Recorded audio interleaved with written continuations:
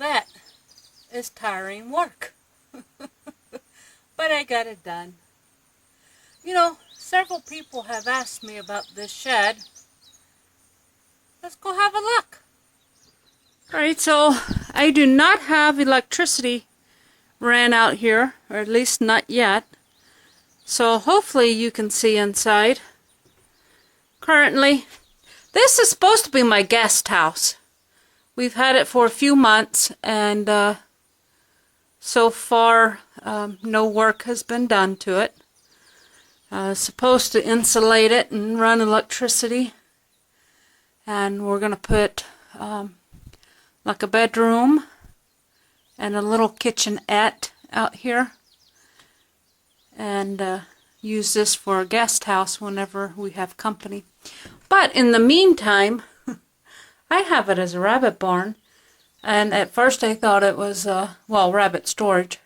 First I thought it was going to be too big for that, but you know what? It's not. So, yeah, I store my feed in the corner here. And what I do, I have 2 buckets. So I open up a bag, and I pour them in the buckets. And then I carry the buckets out and feed the rabbits.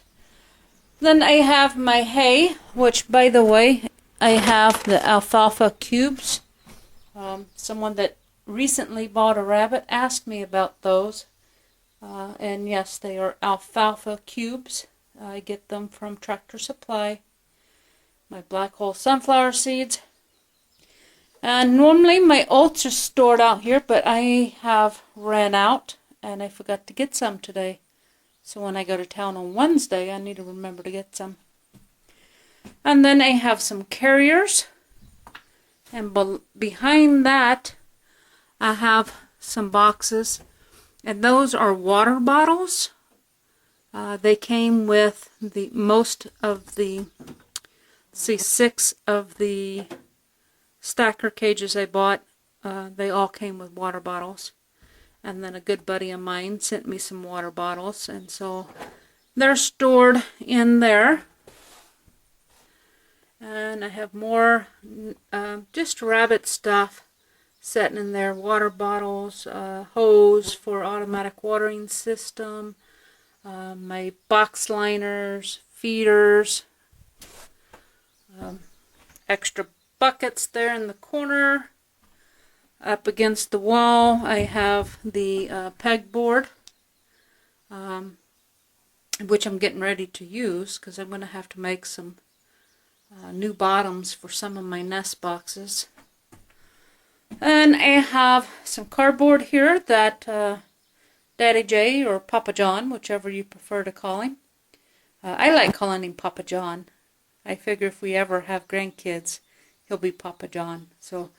Anyway, he brought that home from work for my garden. And then I have another piece of cardboard, foam cardboard. It's actually a rabbit project, like a photo booth. I plan on setting up in here to take photos of the rabbits. I just haven't done it yet. And then some spare wire. And then, yes, when we went fishing, instead of putting my fishing poles back in Daddy J's shed or Papa John's, I kept those so that I can get to them. That way I can go fishing by myself if I want to. And then those are the old fronts to the divided stackers that's no longer divided. And just all kinds of little... Right here is my cleaning bucket that goes to the shows with me. And then more carriers. There's my for sale sign. There is my show table, which you've seen a lot of. That's an empty bag of oats that I'm putting trash in, empty feed sacks. And then my hay. This is that chopped hay that I don't like. Carrier liners. My chairs and my cart for the shows. And a raccoon keeps getting on my back porch. So I brought my bird food in here to keep the raccoons out of it. This is lofted, and up above right now we have some of Doolittle's stuff stored up there.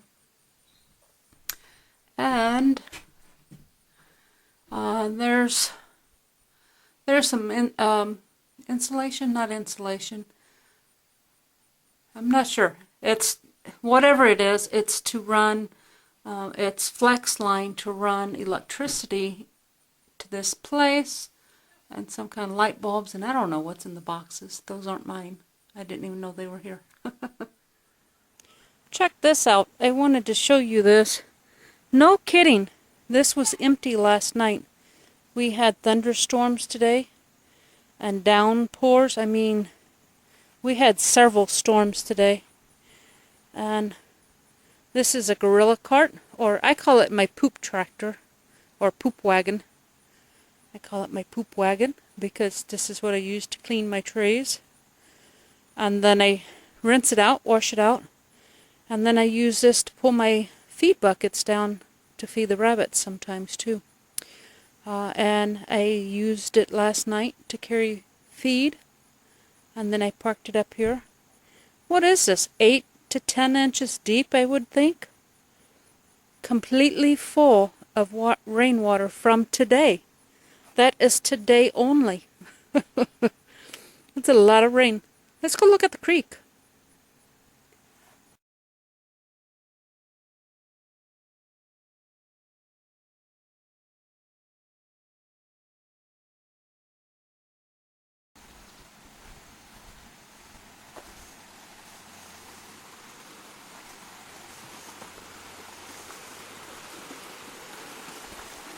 Yeah, and the creek has risen quite a bit. I mean, I wished I'd been home during the flash flood to see how high it had gotten, because it's had a couple of hours to drain now. It stopped raining, a little before I left work. Oh, it looks like some more trees fell. Look at that. They're hanging, just barely.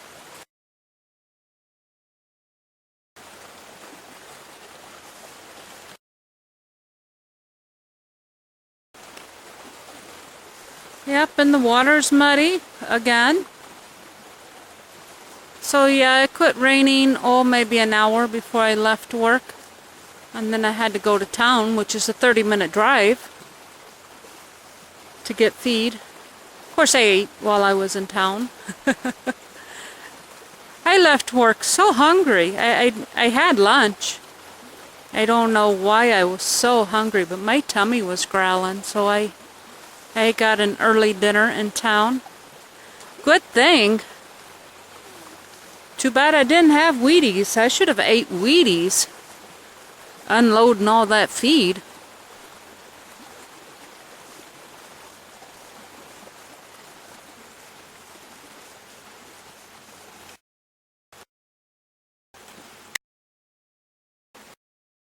Here comes the chicken.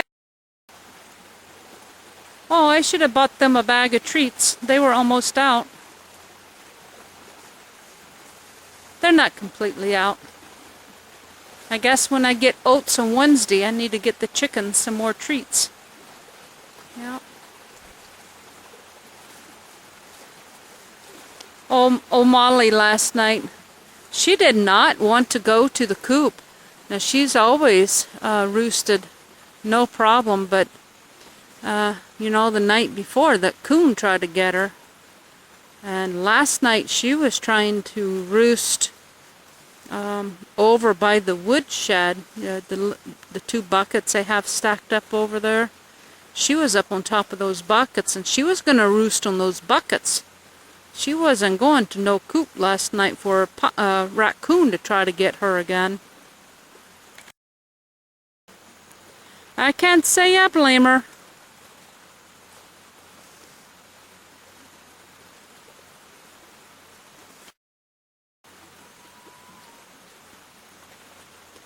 They think I have treats for them. And I got a camera in my hand, no treats. They're all 4 here, there they are. Couldn't get them all in the same frame. There they are. There's my old hens, going on 5 years old. I need to get a younger flock. I know I do. I know. I'll have to show you their eggs sometime. I've been meaning to show you guys this. And of course, I wait until the air conditioner's running. This is an avocado tree. Ashley Doolittle started this. Oh, it's been several months ago. And you should Google sometime how to grow a avocado tree from seed. Now this grew from an avocado that we bought from the grocery store. Actually, I may start one and show you, but this is a very time-consuming thing. We finally brought it outside earlier in the spring, and I was going to show it to you. And just about the time I was going to show it to you, all the leaves shriveled up and it looked terrible, and I thought, oh no, we brought it outside and killed it, but the leaves fell off and new leaves came on, and it seems to be doing pretty good. Now there are 2 trunks to this thing, so I wonder if we should remove one of those. I don't know. I don't know, but anyway, there's the avocado tree, and it's doing pretty good. I'm pretty impressed. I had no idea. I don't know how big this thing will get. It'll have to be in a bigger pot later, but we don't want it to get too big because this is, you know, a tropical tree, so we got to take it inside or put it in the greenhouse or something over winter. So, you know, I'm thinking about building one of those cattle panel greenhouses to keep this in during the winter. But I thought that was pretty neat and wanted to show it to you. Oh boy, I tell you what, this has been a tiring day. Not necessarily that I worked hard or anything. I think one is with the storms that blew through, you know, at work. It was pitch black. You look out the windows and it was so dark, you'd think it was midnight. I mean, it was really, I don't think I've ever seen it that dark, except maybe during an eclipse or something. But yeah, it was pretty dark today, plus dreary and rainy, and I guess just the rain, whatever, it's just made me sleepy and tired, and couldn't get outside today.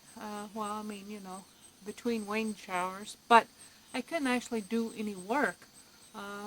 With as much rain as we got, everything is so wet and so soggy, and with lightning and thundering that's been going on off and on throughout the day. I learned my lesson about tattooing rabbits during a thunderstorm. I've got the scars to prove it, so I won't be doing that.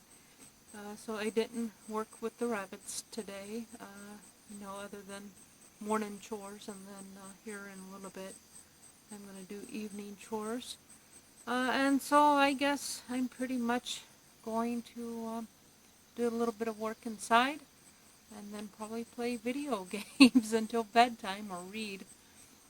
So not a whole lot going on today for me to show you, other than, you know, just showing you stuff I haven't shown you before or don't remember showing you before. So anyway, and I guess I need to do a random fact for today. And I tell you what, I'm glad it's the end of the month, because I'm running out of ideas for random facts. And I'm not exactly sure how to word today's random fact.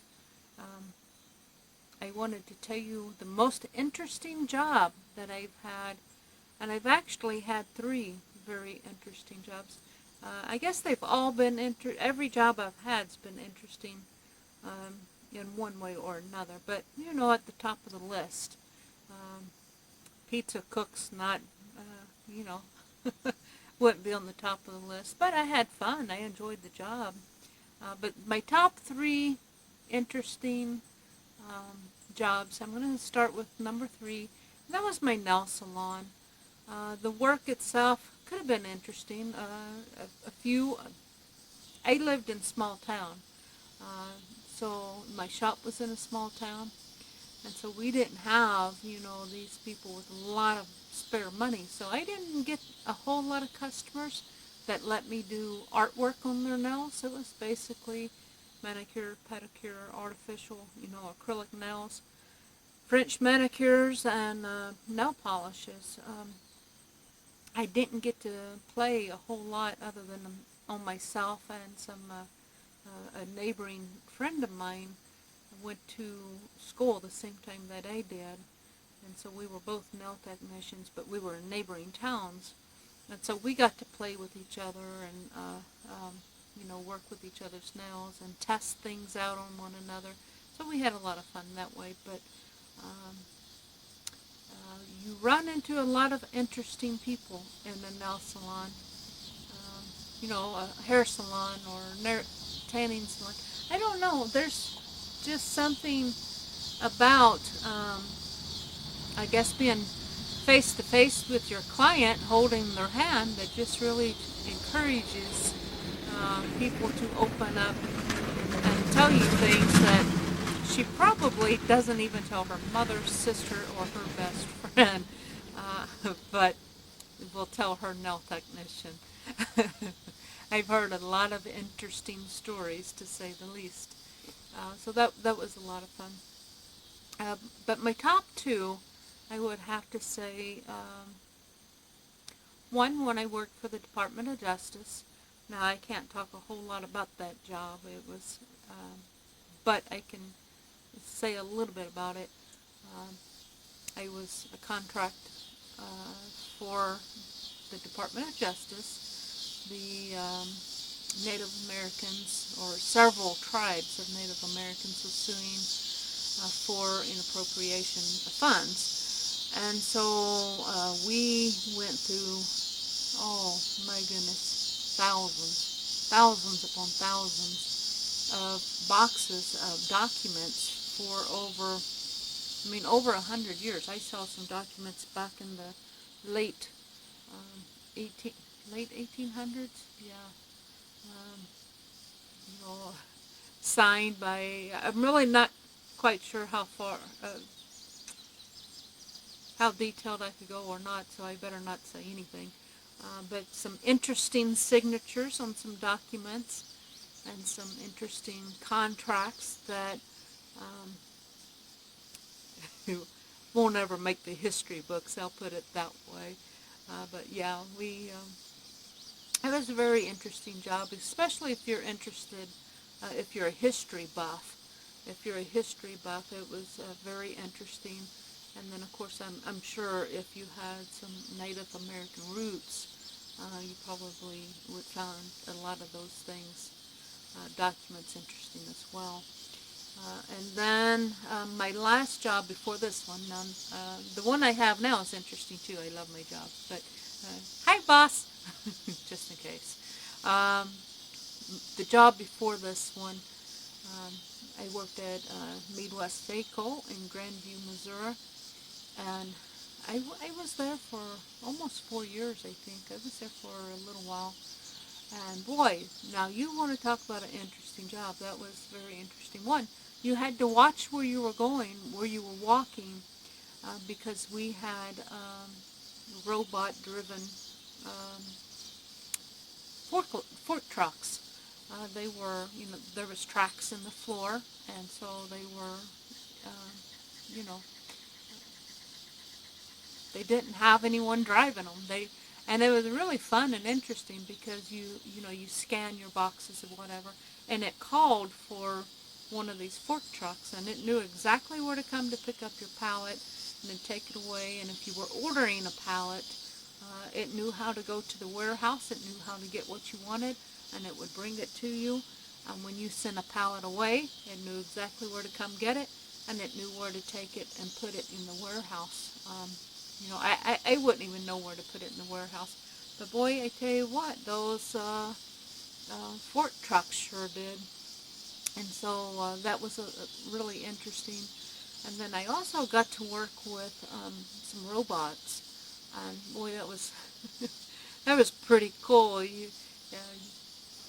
a couple of my machines was operated by robots, and they would, move the parts and put them together and run them through the cycle and then kick them off into a box. And yeah, it was never in my wildest dreams could I ever see myself working with robots. And yeah, I did for, like I said, about 4 years. I worked with robots, so that was pretty cool. Plus, it was an easy job, and I was well paid, and the insurance was pretty good. So, um, you know, I'm not exactly sure what my dream job is, but those two jobs had to be pretty close. I really enjoyed working for the DOJ. That's Department of Justice, of course. Really enjoyed that job.